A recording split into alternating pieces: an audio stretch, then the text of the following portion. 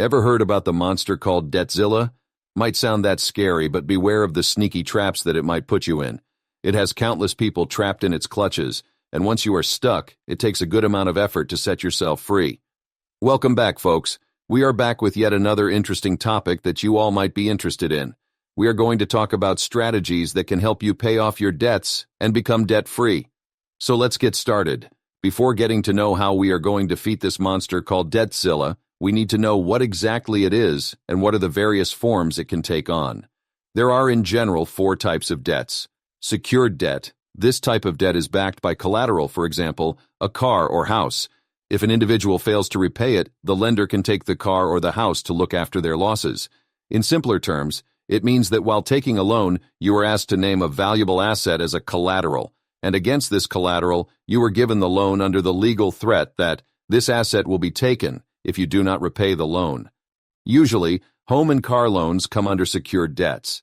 Unsecured debt. This type of debt is not backed by collateral and is based solely on your credit worthiness, that is, your ability and track record of paying debt payments in the past.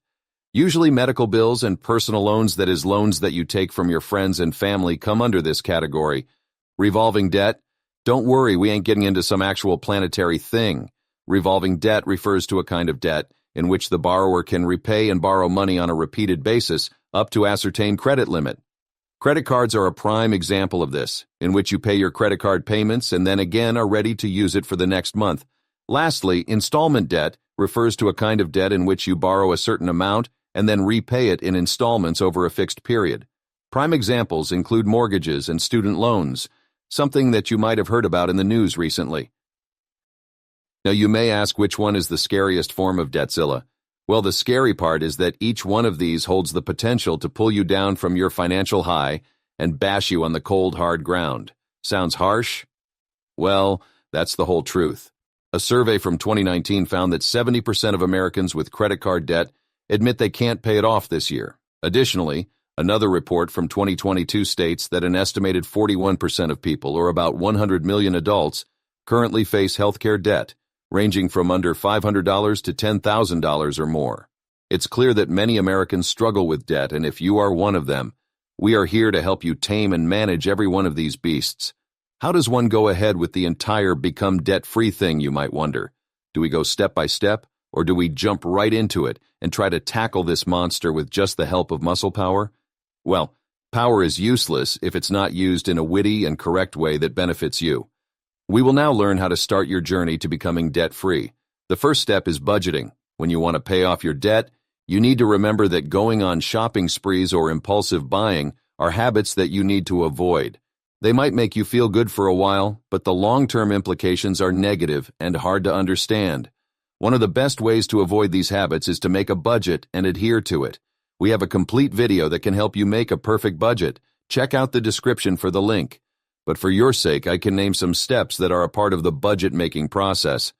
Starting from assessing your current financial situation, next, making a proper plan and allotting money to various categories, setting up financial goals and using your budget to get to them, tracking all your expenses, and lastly, reviewing and adjusting the budget to meet current requirements. Now, the second step is called debt prioritization. As I told you, there are many kinds of debts: credit card debt, mortgages, car loans, home loans, student loans, etc. How does one decide which one to tackle first, which one is the scariest, and which one is the easiest? Moreover, how does one efficiently prioritize them, so that by the end of the list, one would be debt-free? In this process, you need to take into account various factors such as interest rates, balances, and personal preferences. This Detzilla has many faces, but all of them are not of the same height. Some are taller and grow faster, that is huge balances and high interest rates, and some are smaller and grow slowly, that is little balances and low interest rates. Start the prioritization by listing down all the debts and their details such as balances, interest rates, and minimum monthly payments. Then go through the interest rates, and in another list, write down the ones with the highest interest rates to the lowest, since the former one costs you more in the long run. You can also prioritize low interest rate ones first, since paying them off will help you gain confidence to pay off the higher ones. Your debt prioritization is in your hands.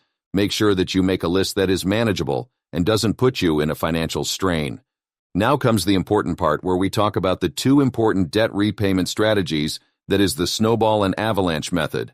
Let's start with the snowball method. The snowball method involves paying off the smallest debts first while making minimum payments on others. This approach is based upon the amount of balance regardless of the interest rates.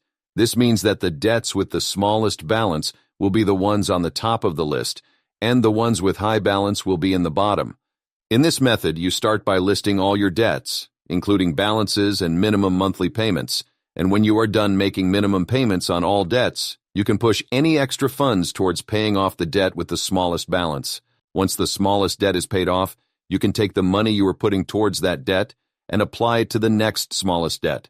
Repeat the process, snowballing the payments from one debt to the next until all debts are paid off. Some advantages, such as the psychological motivation born out of the quick victories you achieve over your smaller debts, exist, while some disadvantages, such as an increased repayment timeline and ignoring high-interest debts, which make them costlier to repay, are present as well. Next is the avalanche method. The avalanche method focuses on paying off debts with the highest interest rates first. The process is quite similar to the snowballing method, just that here you prioritize the debts that have a higher interest rate instead of a higher balance and try to pay them off first.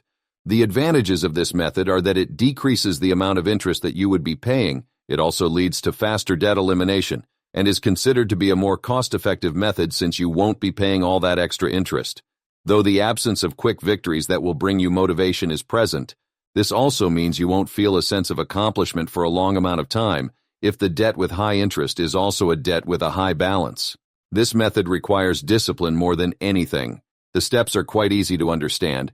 You need to start by making a comprehensive list of all your debts, including credit card balances, student loans, personal loans, car loans, etc.